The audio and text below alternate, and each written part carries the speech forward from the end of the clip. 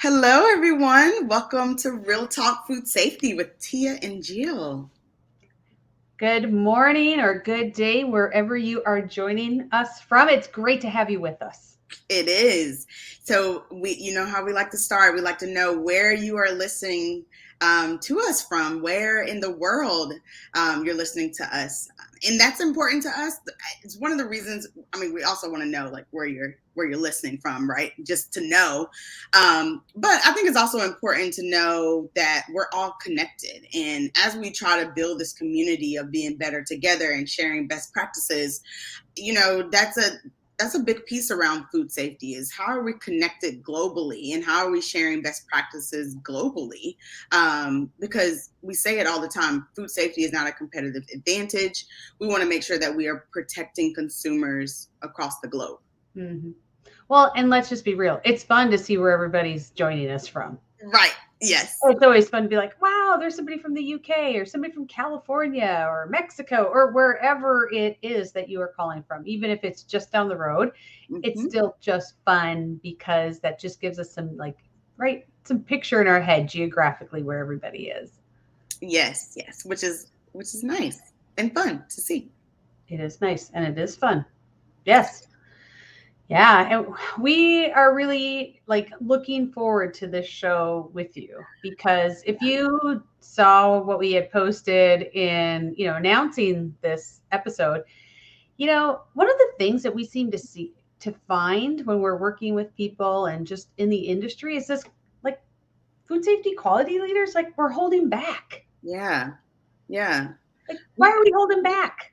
Yeah, and as we worked in our roles, as we met people that work in food safety and quality, we it almost looks like we might not be confident in the work that we're doing. And when you dive a little deeper, that person is confident. They have the technical background, they have the experience, but they're holding back a little bit.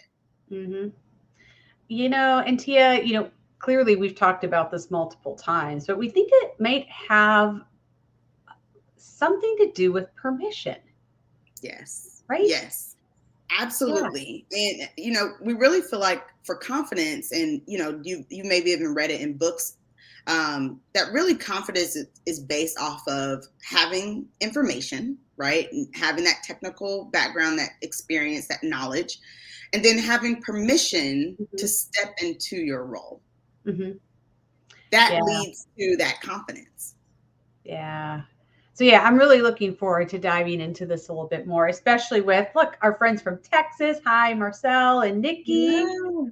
Good to see Hello. you. And Sarah, thank you for joining us from California.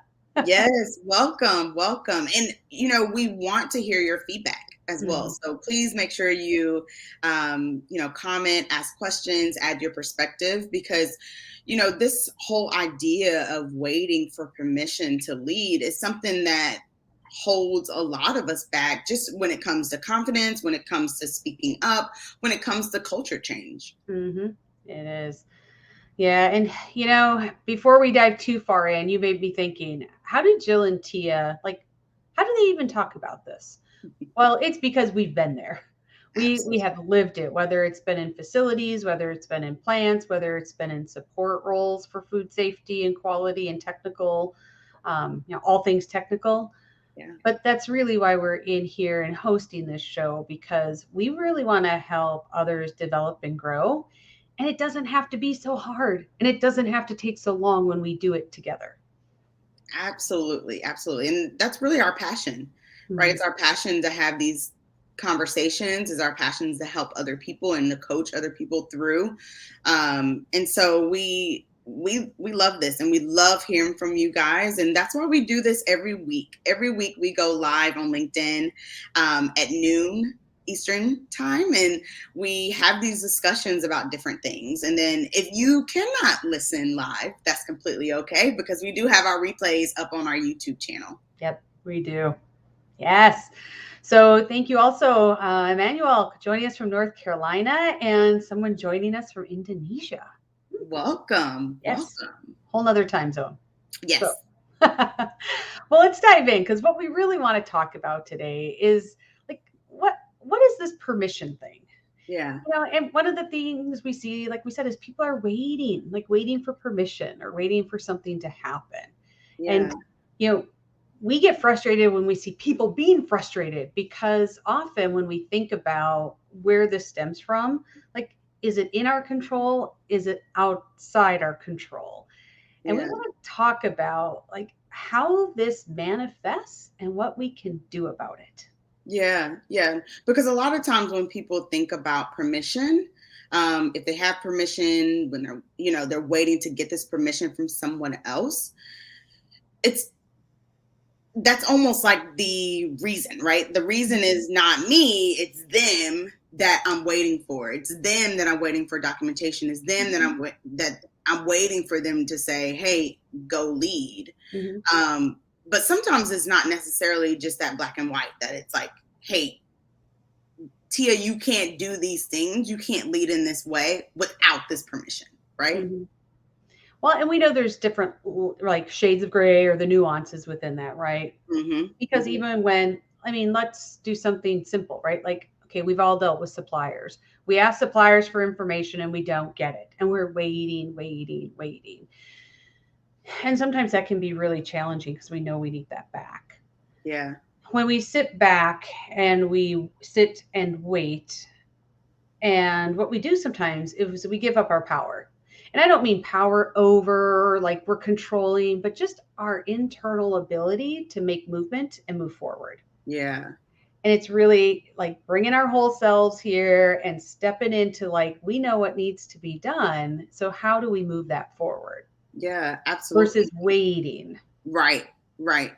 I think about when people have those thoughts of, I really wish my organization would behave this way. I really wish that we had this, or whatever it is. But we go into this like, I wish things could be better. I wish Mhm. things could be different. When really we hold the keys to that. And we're waiting for something to change. We're waiting for someone else to do it. Right? Yeah. And I love to read, and I just finished this book called Big Magic, where they talk about when we have those moments, like that's the idea coming to us so that we grab it and run with it. Like we're not waiting for someone else. Right. You know, Exactly. and even our own story. Like part of the reason, at least for me, that I got into coaching and helping with technical leadership development is because when I was leading across facilities, like, right, I saw that I needed help. But I Hmm. also saw that people in my organization, like we needed to better develop people. We needed to fill our pipeline. We needed people to be more engaged in owning their roles. Okay, pretty big, like, oh, I wish somebody could do something different. Right. And then when I worked in sales, I had a lot of customers and met a lot of people in our food safety and, technical arena who once again I saw where they're like, gosh, they could use help. They really could use some additional support. And I kept doing the, hey, someone should do that. And finally it was the wake up call of like, whoa, that someone should be me. Yeah. Like I see it, and yet I'm not doing anything to be part of the solution to solve that. So instead of Right. waiting for someone to do it, I just needed to give myself permission to move into this space that was unknown for me. Right. Exactly. Exactly. And And not that it's always that easy, believe me. I was quaking in my boots at times. right. But being here like now with this group and knowing like this is what helps people progress and move forward and like have a Hmm. better work life balance in the work we do, like why wait? Right. Exactly. Exactly. And Sarah, I also see your message that you agree that, you've had these conversations with your managers about, not doing their jobs. Mm. But, they're not really assertive enough. They're not really going out because they're avoiding that conflict. Mm-hmm. You know? Yeah. Well, and that's why we wanted to talk about like how do we help encourage exploring what it means to either give yourself permission, or if you feel like you need permission from someone else, how do you do that so you can move forward? Yeah. Yeah, absolutely. Mm-hmm. Yeah. So let's dive a little deeper into it, right? So When we think about giving ourselves permission, and thinking about ways to show up, we really need to give ourselves permission to use our voice, Mhm. give ourselves permission to take action, be ourselves permission to lead and to be a valuable voice in the room and be a valuable player on the team. I think that's something too, like when you when you get into a room and you are that technical resource, sometimes we just sit back and we watch and we listen, right? Which is important. But then we hear something, and instead of adding our 2 cents to it, right, or adding our perspectives to it, we let it pass because maybe the person that was talking was really passionate, Mhm. and we didn't want to get into that type of conflict, or maybe the company had been going down that path. I've been in a situation where I'm new to the organization, and I could tell this leadership team has been having this conversation for weeks, and they're missing something. And this is my first meeting. I hear that they're missing something, and I think, man, should I say this? Because I don't really know, right? Like, this is Mhm. my first meeting. Have they talked? Maybe they've already discussed it. But I have to give myself permission, and that's something that I even still battle with today. Like, I need to be able to say, no, let me mention it. Let me give it to the room because it's valuable, and I need to give myself permission to use my voice because that's why my company hired me, right? To be that voice. So I had to give myself permission to say, I'm going to use my voice every time I need to. Mhm. Well, and Tia, even as you talk about that, it's really relatable because, right, I've been in meetings where I'm with the senior executives, and part of what I figured out was that I was holding back, not giving myself permission, Hmm. in part because I was also looking to read the room.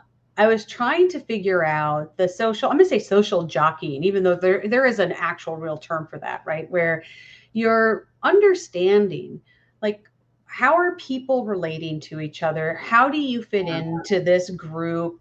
Who's kind of the decision maker? Who seems to be leading? right. Sometimes we're Yeah, looking for these cues, and that keeps us waiting to be able to be part of it. right. Yeah, yeah. And I think we also tell ourselves stories, Mhm. right? Around, oh, this person is definitely the decision maker and they don't like it when other people bring ideas. Or maybe they won't like my idea because I'm new and I haven't really learned every single part of the organization yet.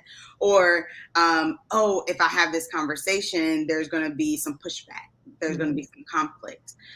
People aren't going to like it. It's those stories that we tell ourselves when in reality, we don't actually know if that's the story. We haven't actually had that conversation. We haven't actually stepped outside of that fear or that excuse to understand the situation fully. We Mm. have to give ourselves permission to do that. Yeah. And I'm not sure, I'm curious, if anyone relates to that, Mm. because how many times have we been like, well, in food safety and quality, it's always going to be challenging. It's always going to be firefighting. It's always hard to ask for resources. Like, those are actually stories we're creating in our head that we may vocalize as well. But oftentimes we have many different versions of stories going on in our head. So, Yeah. one thing you can do is stop and go, gosh, what is the story I'm telling myself about this? Right. Yeah. And even the next step, and I've been practicing this a lot more lately, is I'll even say, the story I'm telling myself about this situation is that I think so and so is doing this, or I Mm. think this information is leading me down this path. And so it's actually, overtly recognizing that I have a story that I'm telling myself because there might be other versions of that story. Right. Right. And then Yeah. I also think about what parts of that story do I need to understand further? What parts of that story hold me back from being able to move forward? Yeah. Yeah. Yeah. What part of that story is preventing you from being the leader you want to be, Yeah. you know? Mhm. That's a just a really great point, and I think a lot of people tell themselves these stories and live by these stories that's preventing them from leading. Well, and Sarah, I see your comment about like the conversations people get tired of having. And Yeah. and some of these stories seem really real, right? Like we all know because we see visually people like maybe step back, roll their eyes, they sigh real heavy. Like we interpret that as they are tired with having these conversations as well. Yeah. And so, in those moments, how do we give permission to maybe like acknowledge that? Mhm. How do we give others permission to acknowledge that in a space and go, I know we are all getting tired of this conversation. How do we have a new conversation around it? Right. Yeah. What would it take for us to look at it from a completely different angle? Hmm. I like that question. What would it take for us to look at it from a different angle, to have a different conversation?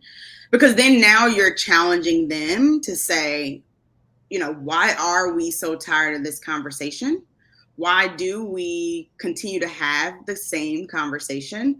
And what solutions do we need to bring to the table in order for us to have a different conversation? Mm-hmm. It almost helps push people to action, to say like, look, we're all tired of having this conversation. Let's stop having the conversation by doing these action steps. And I like the way you put it too, Jill, on like giving yourself the permission to say that and to be that driver, and to acknowledge that, yep, we're all tired of this conversation, especially me, right? The food safety person that has to lead it every single time. I want to have a different conversation out there, and kind of throwing it out into the space and allowing time for people to give their own perspectives and to talk about why they're tired about it, and Yeah. then how to do it differently. And Tia, I know you and I have talked about this because I am a huge proponent of if we change the conversation, we change the culture. Hmm. So Yeah. even in that situation, right? I'm gonna pick on us as food safety people because usually we're like, okay, what went wrong? What went wrong? What went wrong? Right? That seems to be a lot of the focus on what we talk about. Instead, what if we just went like, hey, what works well in this process? We're gonna completely throw people off, and they're gonna be like, well, okay, now I'm gonna stop and think. And then that gives you perhaps a segue then to say, well, what parts should we do different or could be better?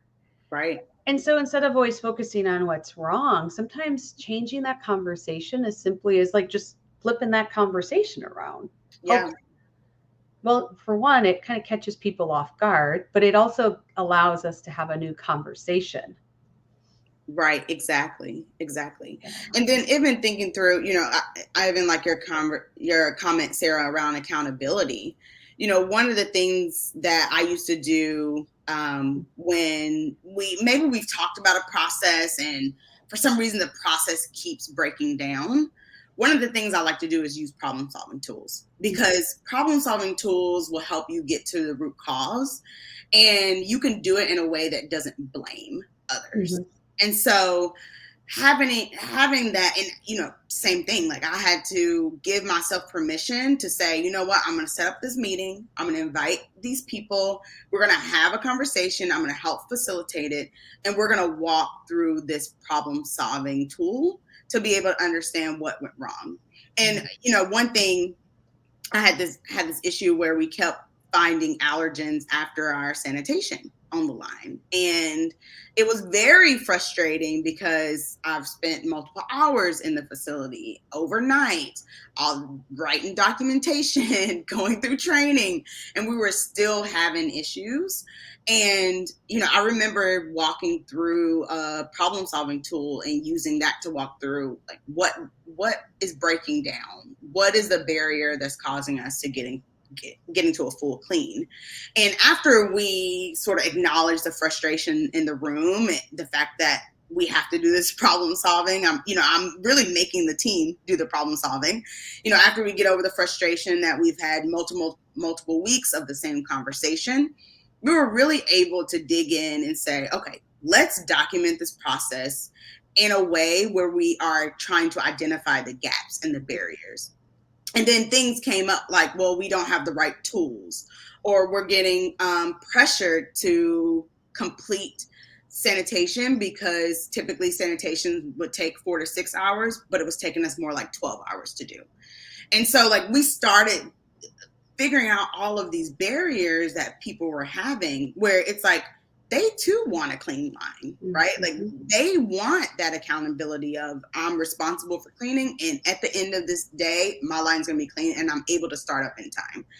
But I was finding that there was some barriers for them to get there, and it was just things that maybe they had voiced to other people or they hadn't voiced at that time.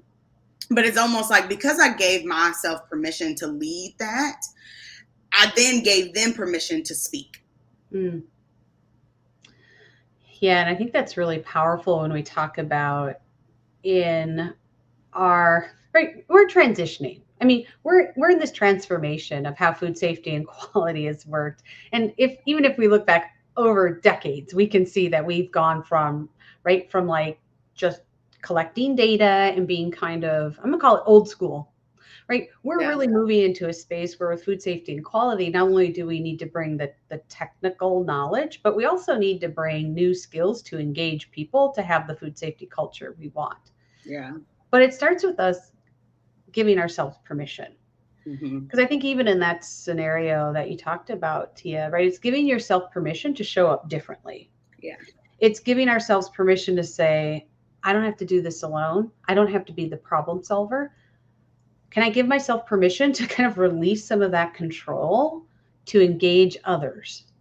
Yeah. Yeah. Absolutely. Mm-hmm. Marcel, I like your comment around, and really your question around that, proposing a new strategy, and then, by the end of the week, you guys are Mm-hmm. off that strategy of what you discussed, and you're back in your same routine, which is a problem. Mm-hmm. How would anyone go about continuing through that frustrations and the cues? Any more tips to stand out and improve past that small fear? Some things that come to mind when I read that is it's hard to change. Mm-hmm. It's very hard to change, and a lot of our work, especially if we're working in an organization that doesn't have a strong food safety culture, we're trying to change their culture, and it takes time and it takes a lot of effort and it takes a lot of frustrating conversations. The thing that I would say is to give yourself permission to, again, have those conversations, to acknowledge that frustration, to acknowledge what's in the room. And I also like to think about it in terms of just the topic of permission, is to give yourself permission to accept that change is slow Oh, and that it's a process and yeah. it's one step at a time. And when people say, oh man, they're ready to change, accepting that they're probably not. Like I remember telling a group of supervisors, I joined a company and they were like, I'm so happy you're here, Tia. We can't wait to do all these different changes. Things need a change. And I remember talking with this supervising group and I said, I love it that you guys are excited, and I want you to remember the way that you feel in this moment when it's time to change, because I know it's going to be hard to change. And I know you're going to immediately think, man, we've been doing this for 5 years. Why do we have to change it now? Mm-hmm. We've been operating this way as an organization for 10 years. Why do we have to change it now? Why do we need to make these changes? And so acknowledging, hey, remember when you were so excited about change? Channel that. Channel that energy, right? Bring Like, that energy in right now, right? exactly. But then also acknowledging that it is hard. It's hard to change our routines. It's hard to change things that quote unquote been working for you. And so like giving Even, yourself permission to do that and have those conversations is important. and here's the thing, even if something's not working, even moving away from that is a change, and that Mhm. is hard. Yeah. And one of the things that we encounter, especially when we have hierarchies in our organization, is that when we say, hey, can we make this change? And people go, okay, they do it to do lip service because they know that's the answer we want to hear. Right. So we really need to challenge ourselves. This is that giving ourselves permission to do it differently. Mm-hmm. Because when it comes to change, especially if everybody goes, yay, let's do it. Yeah, I think you coined this. The path between knowing what to do and doing it is long Mm-hmm. because we will automatically go back to those old habits, our old routines, our old work process. Right. Even if we logically know this is the direction we want to go. Mm-hmm. And so I think, well, that's the space where how do we do it different? Because we know that human nature will drive in this direction. So, like when we talk about doing something new, have we gotten everybody involved? And I don't just mean with the yes, we should do this, but like actual catchball, like, hey, you know what? I was thinking this part's hard. It'd be cool if we could do it different. What do you think?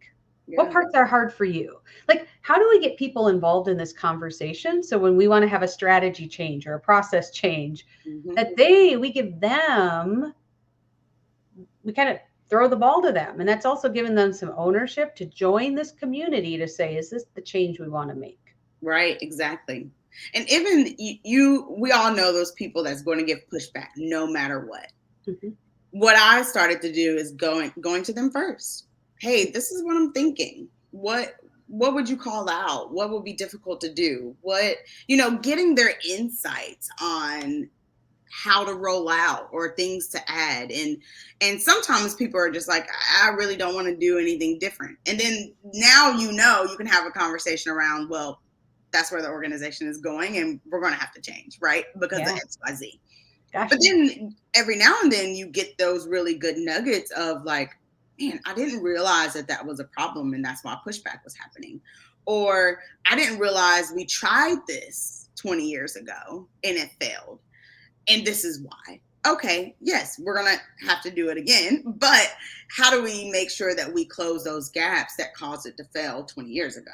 Mm-hmm. And so getting that knowledge and, again, giving yourself permission to have those conversations, even if it seems like it's going to lead to some conflict, will only help you be a better leader at your organization. Yeah. And, and I think once again, that goes back to the story we tell ourselves. If that person is always the hardest one, what if the story is really, they're the ones that help us identify all the challenges? Mm-hmm. So what if we go to them and be like, hey, I know you're going to be the one who's going to be the biggest critic on this or the toughest hurdle. And I appreciate that. Can you help me navigate what this can look like? Right. Whole different conversation we get to have. Right, exactly. And you realize too, when you have that different conversation, is that they're not just speaking for themselves, they're speaking for other people as well. And so this viewpoint that we thought was just with a problem child, right, is actually the way your key stakeholders feel about it. Mm-hmm. And that's why things you've done in the past maybe didn't get full commitment. Yeah, and sometimes that's tough. And we do understand because we have been there where we're like, hey, this seems really easy. One of the things that I've noticed is if everybody's like, hey, this is great, we should do this, that's usually my red flag because Mm-hmm. nothing is that easy. There is always something that we either haven't thought of, we haven't navigated, or that's going to come up to the surface. Yeah. That doesn't mean stop. It just means how do we carry that through? Right. Because even when part of a change process and the part that many of us like to skip over quickly because we believe that when we update a document that says this is how we're going to do it, we update the training and everyone goes, sure, I get it. We believe it's going to just happen. Yeah. That is the stage where that's where we almost need the most effort to circle back and how is it going? What's working well? What's not working well? What do you wish could be different about this? Mm-hmm. Not just one time. It's Right. multiple times with multiple people. Yeah. And that's really that coaching that needs to happen, right? Between training and the execution to stay on that path because we know, data tells us, right, that after training, what the 3%, you retain 3% after 5 days. Not much.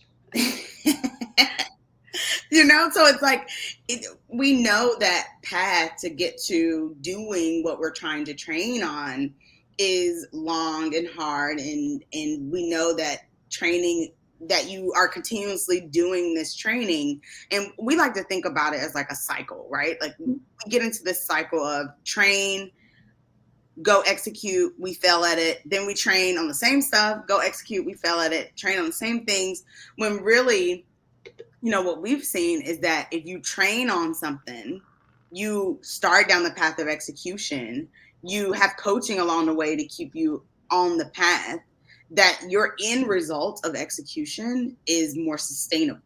Mm-hmm. Well, and I think that's where, our human nature is, we go, oh, our part's over. Good. I'm going to start on the next thing. Mm-hmm. But really, can we give ourselves permission to do the follow-up? Right.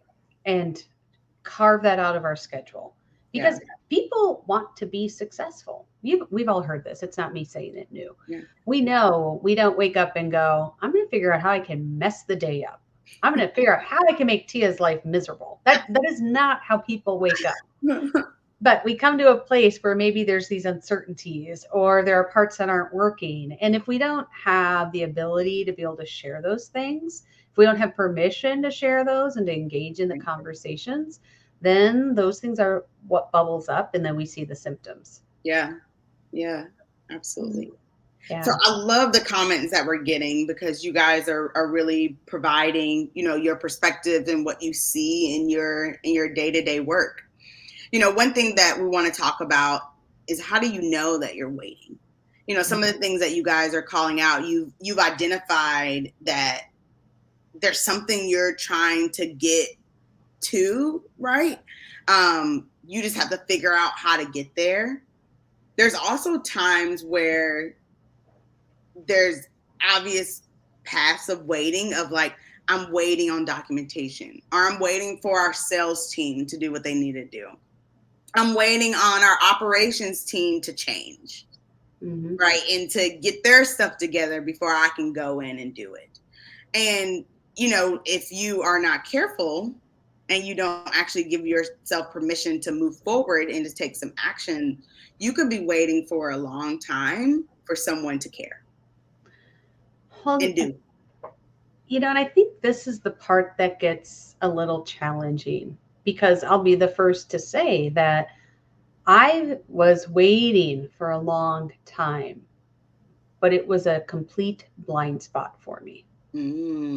I didn't even recognize that I was waiting for me to give myself permission to do something different or to try something new. Yeah. Because I was so caught up in the path that I believed needed to happen. The story that I told myself about what success looked like. The story I told myself about how this was supposed to go, whether it was me doing something or whether it was my team. Like, no, we need to do it this way. This is what we said it needs to happen. Yeah. So that blind spot can be really tough, because this is the trick. This is the self-awareness part as leaders. Like, how do we build in the awareness? Can we pause? Can we examine the story so that we can start to uncover that blind spot? Yeah. I like the way you talk about this, because it's really a piece of being self-aware, right? Like, one of our leadership mindsets is really to understand how I see myself.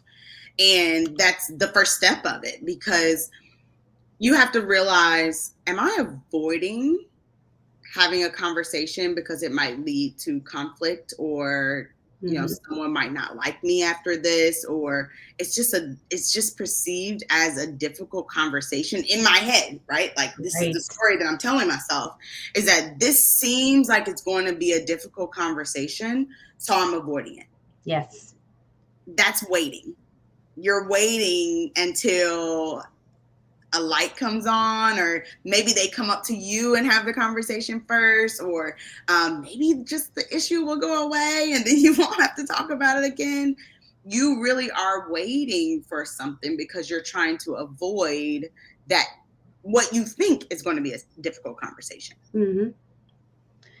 Yeah, and I think that's a great place where we see a lot of waiting because, um, right, we also have this role of managing up, which can be Mm-hmm. really hard because those can be difficult. Well, we create a story that it's going to be a hard conversation Yeah. when sometimes it's really just a question. Mm-hmm.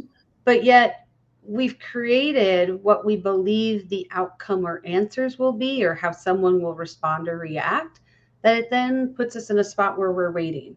Right. Mm-hmm. Absolutely. Absolutely. Another way of waiting, and we touched on this a little bit, but it might not be that obvious, is when you are unsure if you should share your perspective Mm, with your counterparts, with your team, with your manager, when you talk about managing up. Um, you might be waiting to have a bigger impact in the organization because you're not sure if they want to hear from you because you just joined the organization, or you're just a tech. You're just a tech, and there's a director in the room. Why should I share my perspective? Right? You're telling yourself this story. And so therefore you're waiting to make that impact in the mhm. organization. You're waiting to share your perspective and to help push an organization forward. Yeah.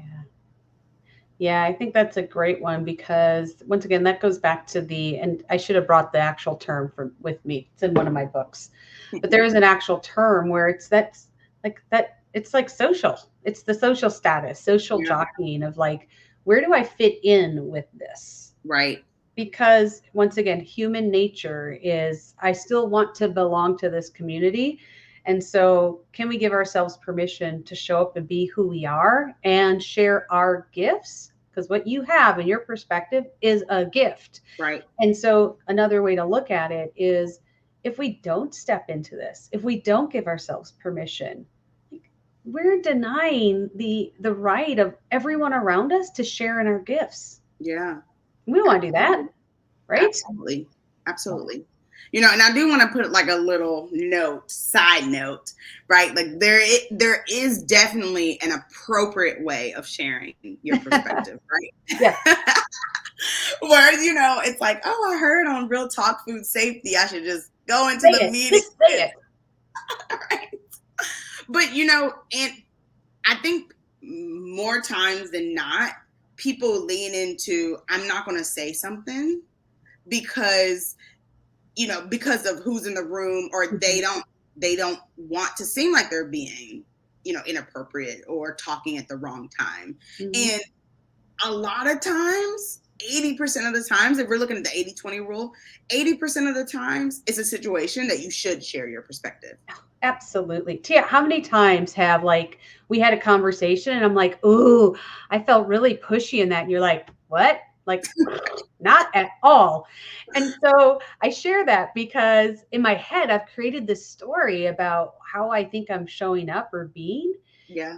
And even that is something that was holding me back from really sharing what I wanted to, Right. but it was pushing me outside my comfort zone a little. Yeah, yeah. I almost think, when I think about examples like this in my career, and this is like a whole nother topic on like just being a transparent leader and what that means.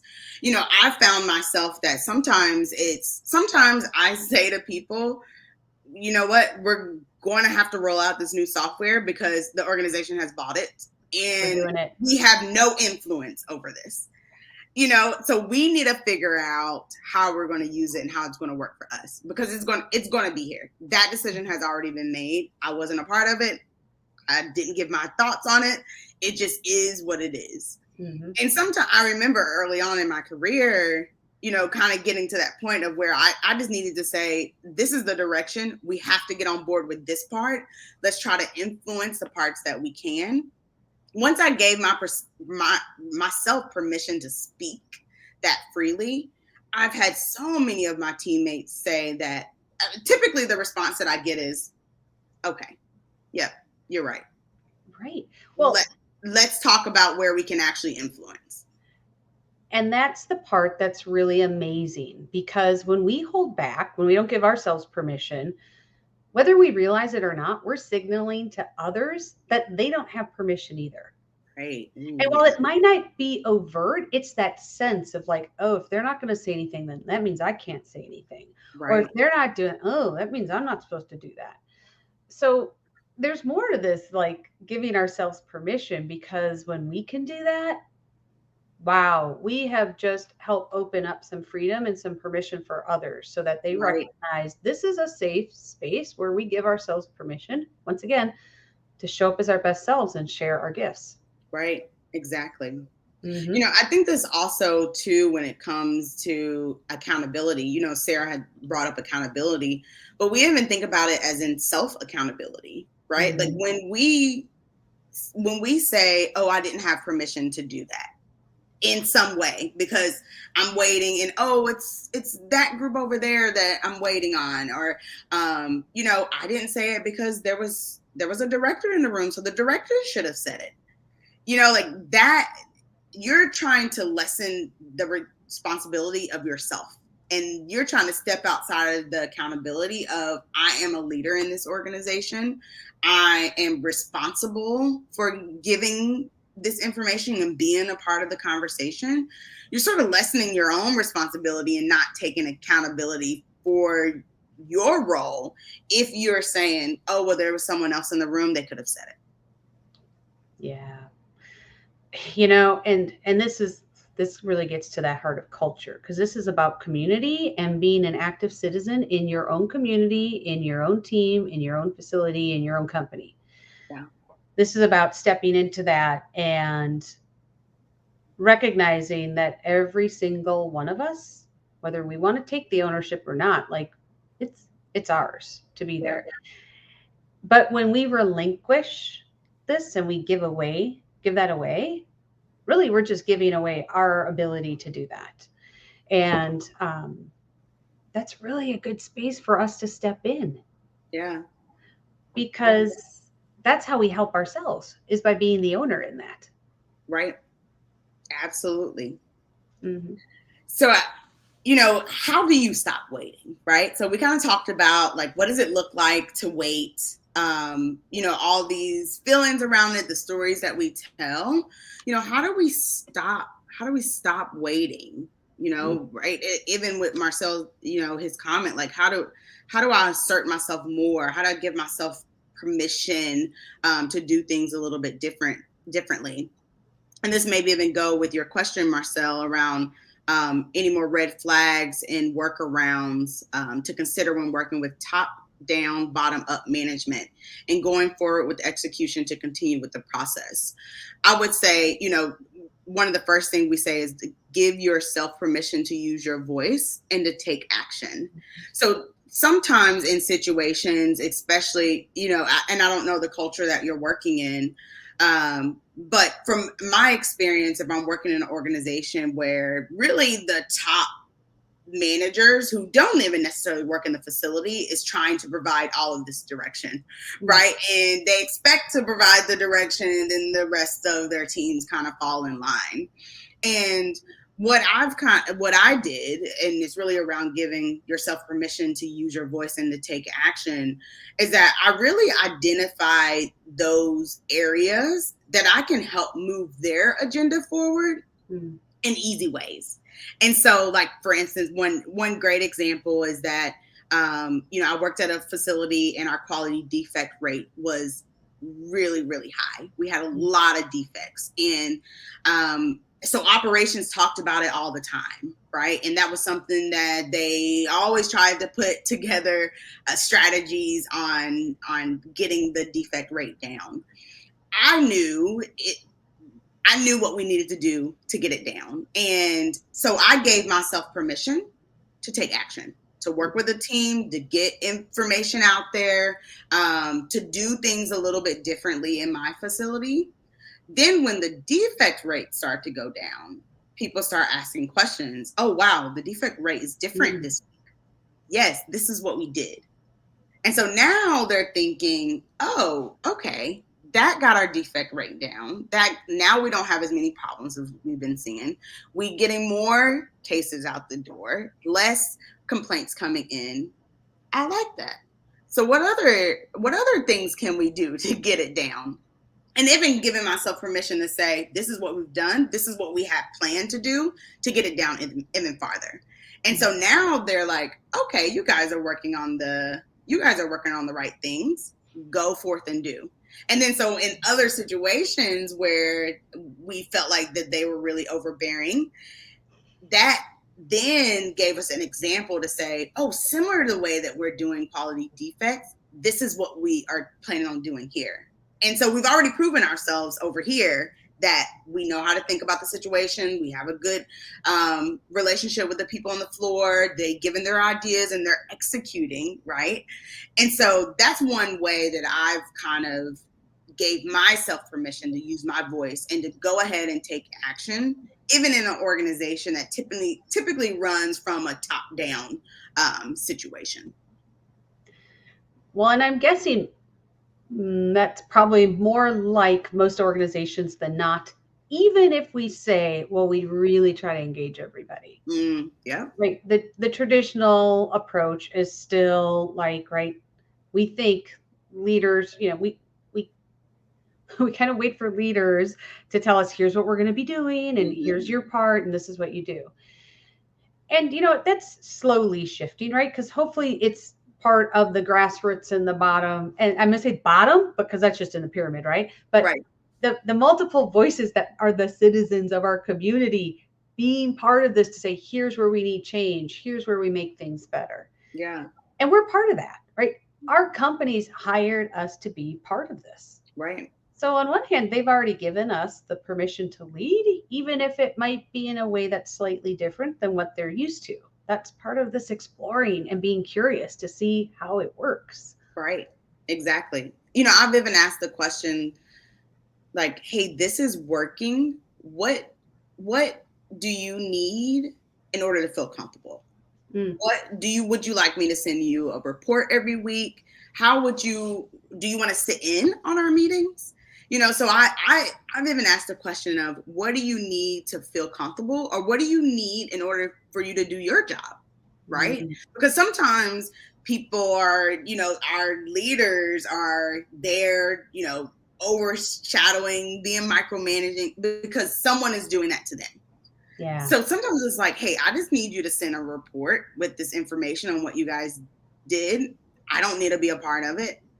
Cool. So we'll make sure that we have this report to you each week. And now they have what they need in order to have those conversations with other parts of the organization.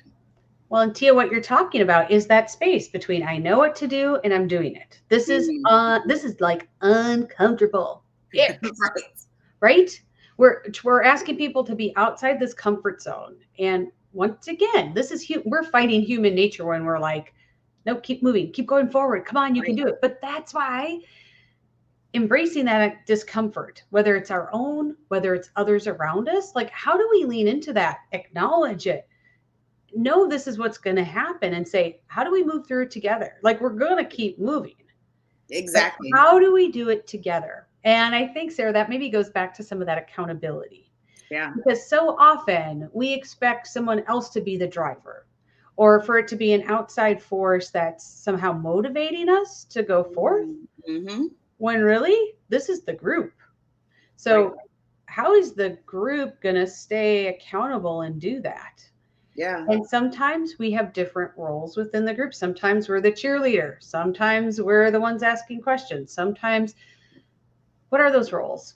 Yeah. Because that discomfort's going to be there, but that's also where the growth happens. Yeah. That's the magic at the other side. And sometimes Tia and I talk with people about, it's like, that's the going through the mud. Yes. It's sticky. It's hard. It feels ick. It feels like it's weighing us down at times. But we know when we get to the other side, we're out of the mud.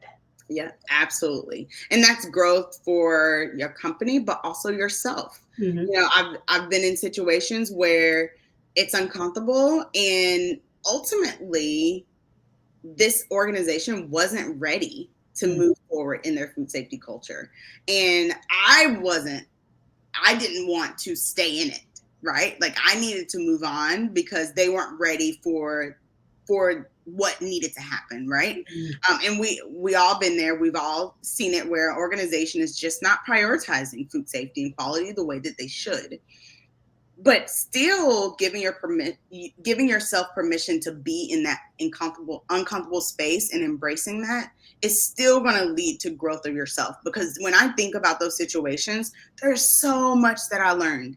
Oh, There's so yeah. much that I've learned, that I've taken, that really have led me to be able to help coach others and to ask those right questions and to understand different mindsets. You know, if I did not have that experience, and if I did not really embrace being in those frustrating conversations, then I would not have that experience, and therefore I wouldn't have grown in that way. Yeah. And we've definitely talked about that. It's probably like episode 10 where we're like, when do you jump ship? Right. Because there are times when, I mean, it feels like the sinking ship, but that's Mhm. also when we had opportunities to grow on so many different levels. Right. Exactly. Mhm. Exactly. I think one of the big parts too, when we talk about how do we stop this waiting? Well, this goes back to you, me. It's us. We're the only ones waiting. Like Tia's not waiting on me to like step up and be a little bit more, assertive. She's not the one waiting for me to go, have this conversation. That's me. Right. I'm the one who's holding myself back. Right. And so, how do we create this? Goes back to that self awareness of what is the story I have in my head and dissect it. Mm-hmm. Like, there are parts of that story, maybe true, maybe not true. Right. Yeah. What if you even looked at it from a complete, like, oftentimes I'll even say, like, what if what I know to be true really isn't? Then where am I? You're right. Yeah. Yeah. Because a lot of what we hold on to are, beliefs about what we think it should be. And those are really strong for us because they typically are linked to our values and, some of these other really deep seated things that we have. And those are all good. They help point us in directions. Right. But there's also a time when we need to re-examine, like, are they serving us to move forward where we need to go? Right. Yes.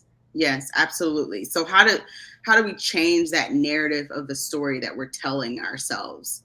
You know, and like you said, it really starts with us. It starts with you, where as you are identifying these problems, think about change the narrative so that you are the solution to it. If Yes. you think, man, this is a problem, right? And I wish it was like this, or whatever happens to be, or I'm waiting on this group to give me something.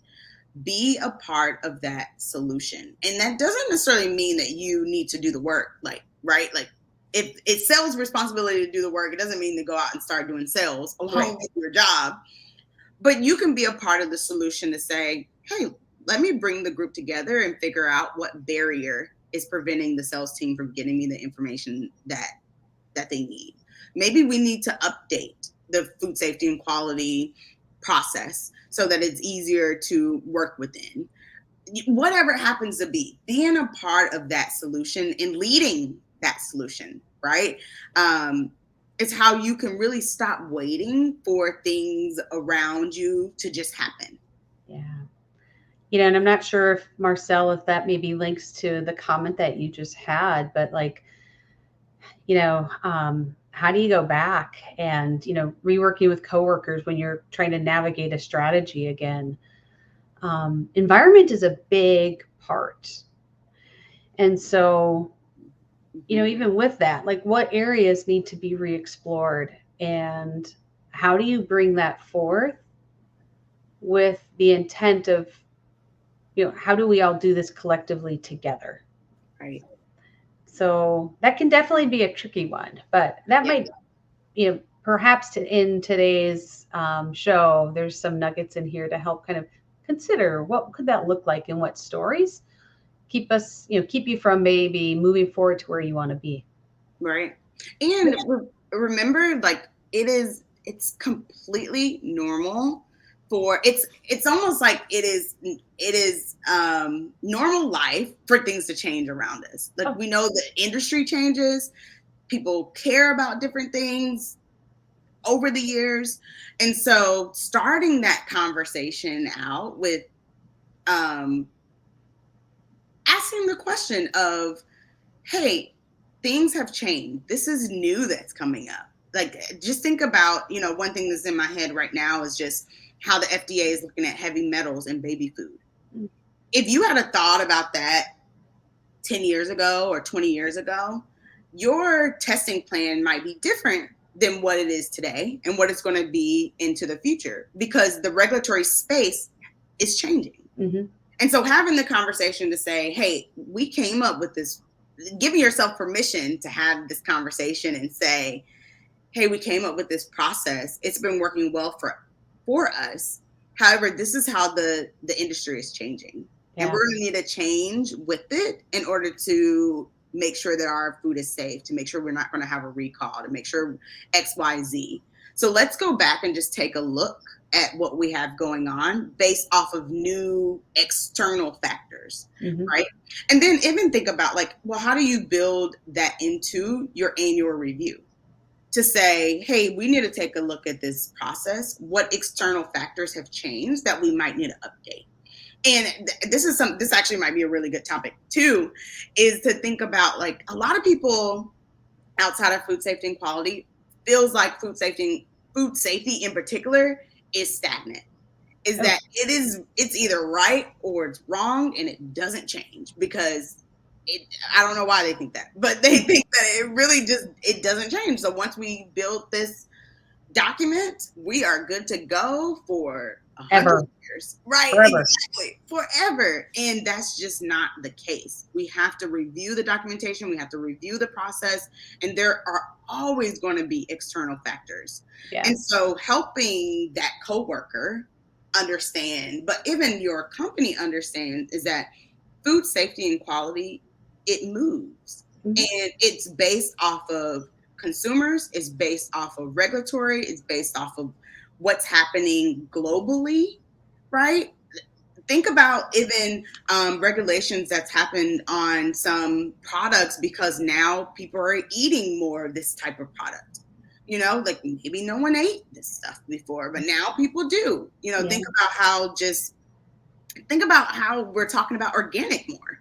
Yeah. How that has changed since it came on the market. So there's always going to be external factors, showing them that these are cases where things have changed externally in the industry, and why you need to remain diligent and nimble and flexible and ever changing yourself to be competitive is super important. I know that's kind of like a long-winded. Yeah, that could be a whole episode.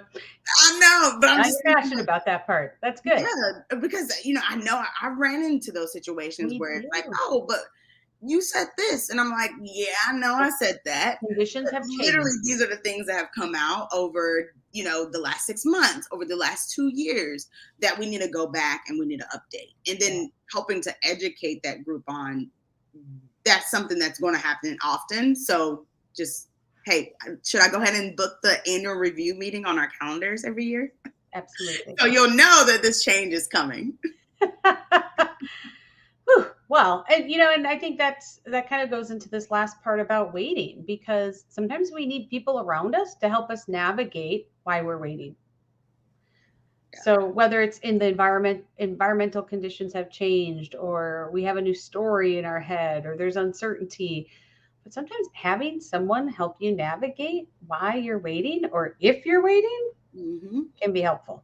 Yeah. And that's what we do at Catalyst, right? And, really this topic is built off of things that we've seen in our corporate America lives, but also with our clients. And small business life. It's not just corporate. We've seen it we've worked in small businesses, medium businesses. Tia's been in startups. You see it everywhere. Everywhere where, it's hard to step into that space, because it really is uncomfortable. And there's some things that work, there's something that does not work. Like, it's not a one size fit all. And that's one of the driving pieces on why we do this work. We really do help leaders navigate uncertainty of waiting and stepping into their roles as leaders and really taking action.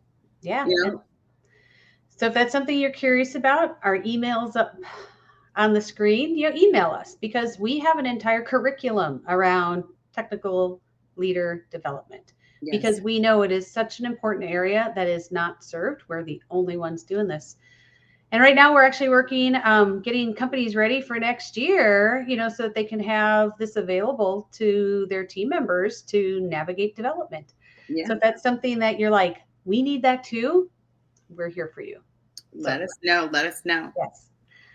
All right. Well, this Friday, we will be on the Food Safety Chat with Brian Armentrout. So be sure to tune in. Otherwise, we'll be back here next week, same time, same place, for another episode. Thank you, everyone. Great discussion. Thank you for joining us today. Yes, we very much appreciate how you've helped enrich and deepen our conversation today. Thank you. Absolutely. See you next week. All right. Bye-bye.